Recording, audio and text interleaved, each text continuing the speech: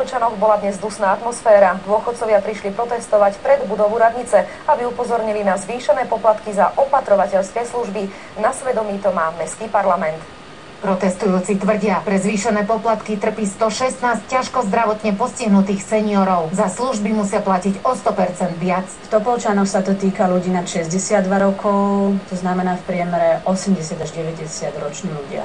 Z 50 centov za hodinu sa suma zvýšila na 1 euro. V realite to znamená, že ľudia, ktorí potrebujú opatrovanie 8 hodín denne, tento príspevok sa im zvýši z 80 na 160 eur. Okolité mesta, alebo teda mesta na Slovensku, majú minimálne poplatok 1 euro, 1,5 eura až 2,5 eura za hodinu. Toto nie je pravdivé tvrdenie. Suma, ktorú musia dôchodcovia zaplatiť, je údajne niekedy až polovica z dôchodku. U niektorých dôchodcov sa dostane do rozporu so zákonom, pretože to bude pod hranicou 1,3 násobku životného minima.